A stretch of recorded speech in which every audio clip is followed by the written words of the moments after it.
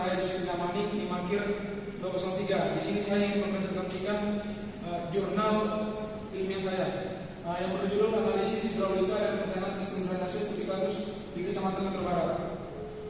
Yang bakal dibahas di jurnal ini yang pertama itu adalah abstrak, kedua pendahuluan, ketiga metode, keempat itu hasil diskusi, yang kelima kesimpulan, dan yang terakhir itu adalah referensinya. Yang pertama itu abstrak. Di sini itu jelaskan air dibutuhkan agar menjadi semua aktivitas manusia. Dalam pemanfaatan air oleh organisme yang hidup diperlukan suatu media yang disebut air limbah untuk mengalirkan air kotor dan air sisa pada tempat pembuangan air limbah, dan air yang digunakan untuk keperluan rumah tangga. Drainase adalah salah satu cara untuk membuang kelebihan air yang tidak diinginkan pada suatu daerah, serta cara mengatasi akibat yang ditimbulkan oleh kelebihan air tersebut. Penelitian ini dilakukan di kota Metro yang mana memiliki curah hujan yang cukup tinggi. Dalam merencanakan suatu bangunan air di wilayah tersebut diperlukan perencanaan yang tepat. Diketahui juga data-data yang tersedia, salah satunya itu analisis hidrolika. Pada penelitian ini, jenis saluran yang digunakan adalah saluran segitiga dengan nilai H sebesar 1 meter dan kemiringan jet adalah 1 meter. Dimensi saluran tersebut berlaku untuk segmen dari kanan dan juga kiri. Dari debit rencana kaluran 5 tahun yang sudah dikaji dengan analisis hidrologi dan juga penentuan debit kapasitas dengan mendesain seluruh saluran dengan penampang segitiga, maka hasil didapatkan bahwa saluran tersebut tidak akan banjir. Hal ini karena besar debit kapasitas yang memiliki saluran lebih besar daripada debit bencana hujan. Selanjutnya kedua itu pendahuluan. Drainase adalah proses mengalirkan, menguras, membuang dan mengalirkan air. Secara umum, drainase dapat diartikan sebagai rangkaian struktur air yang dirancang untuk mengurangi atau membuang kelebihan air dari suatu area atau lahan sehingga lahan tersebut dapat dimanfaatkan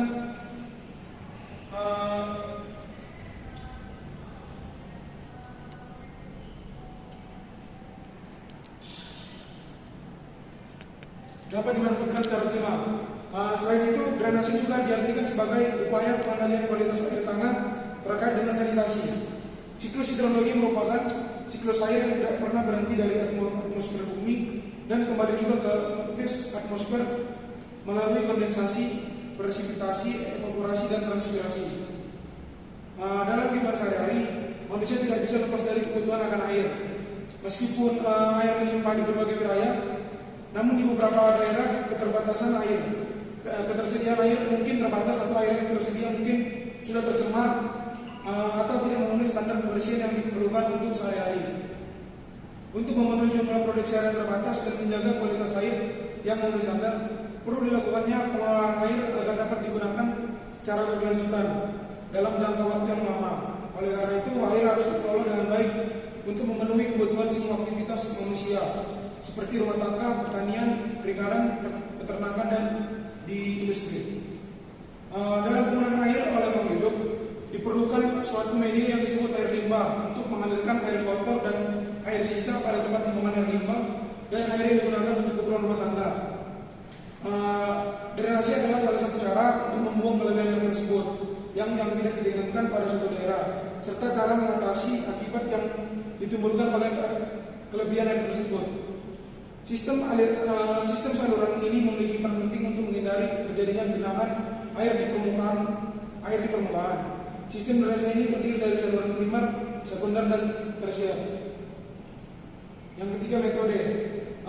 Penelitian ini dilakukan di kota Metro, yang mana kota Metro merupakan salah satu wilayah di provinsi Lampung yang memiliki curah hujan yang cukup tinggi. Dalam merencanakan suatu bangunan air di wilayah tersebut diperlukan perencanaan yang tepat.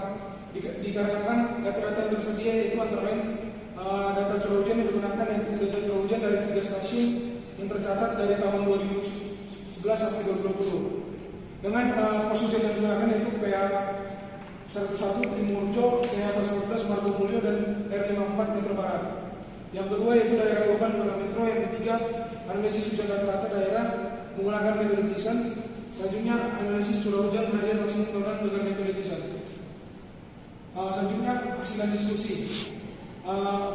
Dalam penelitian ini dilakukan analisis terhadap peletakan rasa jalan yang melalui 3 pos hujan, yaitu pos hujan PA 101, P206, dan R054. Dari hasil pengoperasian luasan Thiessen di software ArcGIS didapatkan nilai luas daerah sungai sebesar 0,62 km persegi.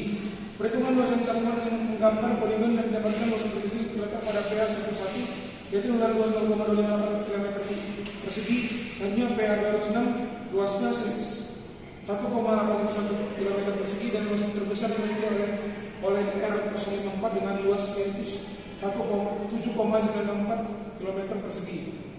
Sedangkan dari analisis intensitas hujan didapatkan intensitas hujan sebesar 388,95 mm per jam. Pada sektor 39 di daerah kiri dan curah hujan terendah sebesar 30,96 mm per jam pada sektor 41 di daerah kanan. Pada perhitungan debit rencana dengan menggunakan metode desain, debit rencana yang diperoleh pada sektor untuk tiap DTA dan tata guna lahan yang ada pada daerah tersebut.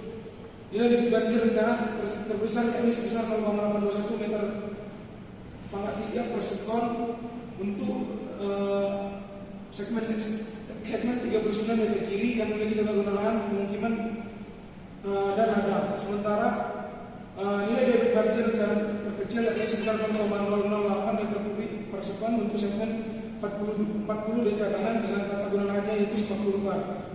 Dari perhitungan debit kapasitas didapatkan nilai yang tidak variatif dan beberapa debit mengalami karena keberadaan kontur tertinggi dan rendahnya tidak terlalu tinggi. Perbedaannya sehingga tidak ada pengakumulasian aliran air pada saluran drainase. Nilai debit kapasitas saluran sebesar 0,833 meter kubik per sekon. Selanjutnya pada perencanaan saluran drainase nilai kapasitas harus lebih besar dari nilai rencana agar saluran drainase yang kita rencanakan itu aman dan tidak terjadi banjir. Hal ini diartikan bahwa saluran drainase kita mampu untuk menampung air. Selain itu, berdasarkan SNI 03/324 tahun 1994 tata cara perencanaan drainase permukaan jalan, nilai kecepatan pada perencanaan drainase yang diinginkan berdasarkan jenis material yang digunakan yaitu pasangan batu. Dengan kecepatan aliran air yang diizinkan adalah 1,5 meter per detik. Selanjutnya kesimpulan yang pertama itu curah hujan pada laporan ini menggunakan metode desain didapatkan nilai curah hujan rata maksimum tahun 2011 sebesar 93,236 mm. Yang kedua analisis frekuensi yang dicari menggunakan metode Google.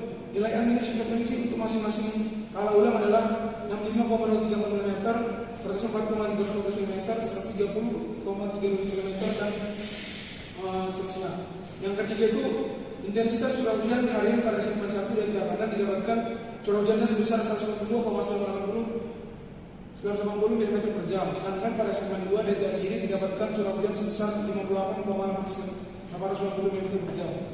Yang keempat, debit rencana dapat dihitung dengan menggunakan metode rasional, yakni perkalian antara koefisien limpasan dari berbagai tata guna lahan, luas area dan intensitas curah hujan. Dalam kalau ulang 5 tahun didapatkan debit rencananya pada segmen 1 DTA kanan sebesar 0,038 meter kubik per sekon. Sementara debit rencana pada segmen 2 DTA kiri sebesar 0,016 meter kubik per sekon. Yang kelima, pada pengerjaan tugas besar drainase ini jenis saluran yang digunakan adalah saluran segitiga dengan nilai H adalah 1 meter dan kemiringannya yaitu sebesar 1 meter.